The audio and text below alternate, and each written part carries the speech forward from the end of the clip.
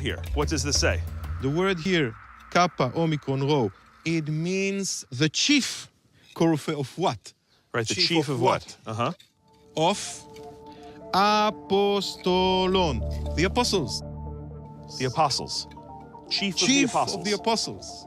Peter. Peter. Peter Saint is Peter. nobody else. He's the chief. For nearly 2,000 years, the peaceful shores of the Sea of Galilee have silently held the echoes of sacred history. It was here that Jesus walked upon the waters, healed the broken, taught the crowds, and called out to a fisherman named Peter with words that would ripple through time.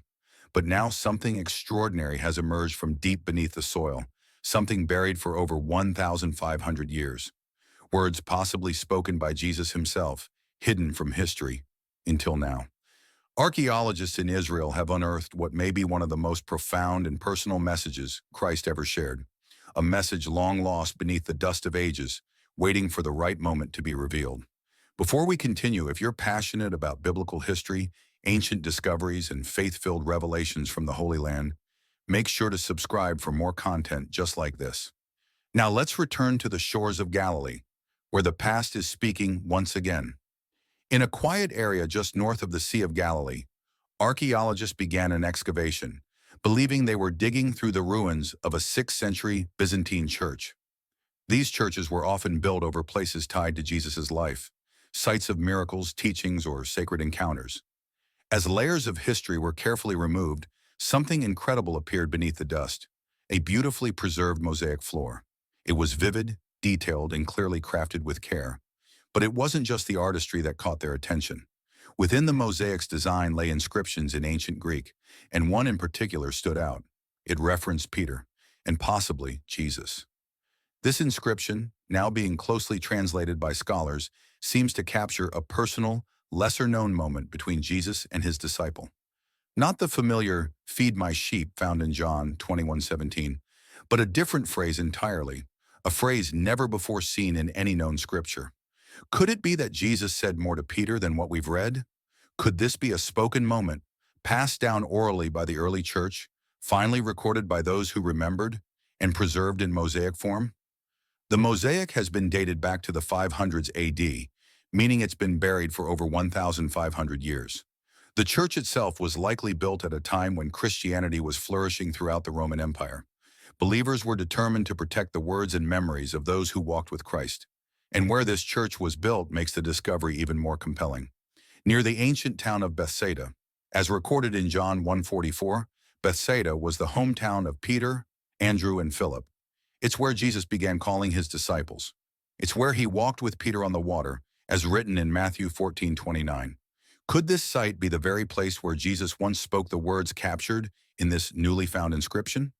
Though worn by time, the inscription is legible enough for scholars to translate a phrase resembling, "Peace to you, Simon, my rock, for upon your trust I will build." It strongly echoes the well-known passage from Matthew 16:18. "You are Peter, and on this rock I will build my church."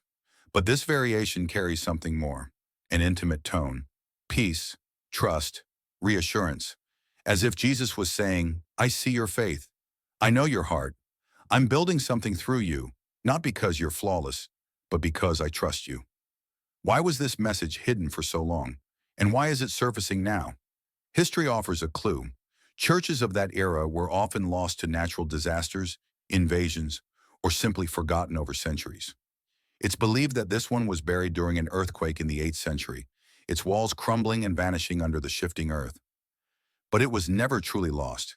Maybe, just maybe, in God's timing, it's being revealed now, in a world that desperately needs the same message of peace and purpose. Because today, like Peter, many are asking, "Lord, is that really you? Can I follow you? Am I strong enough?" And through this ancient mosaic, Jesus seems to answer, "Peace to you, Simon, my rock." A message not of condemnation, but comfort, not of judgment, but trust. This forgotten inscription reminds us, Jesus still calls, still trusts, still builds his church, not on perfection, but on faith, on people like Peter, on people like you and me.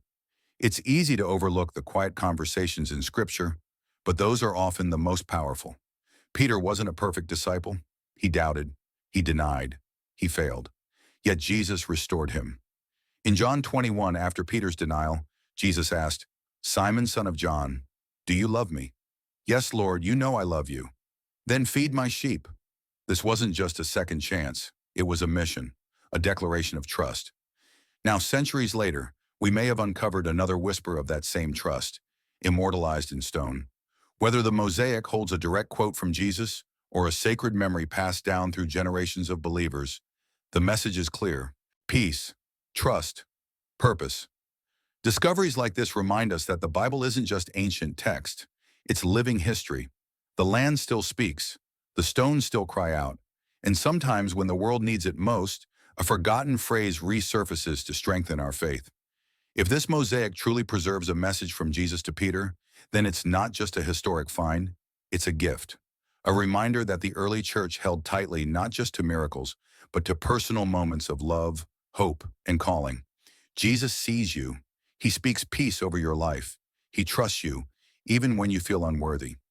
As archaeologists continue uncovering this sacred site, more revelations may yet emerge.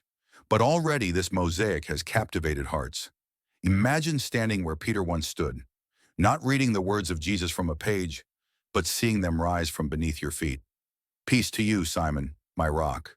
A message not buried anymore, but alive once again. Thank you for joining us on this journey of rediscovery.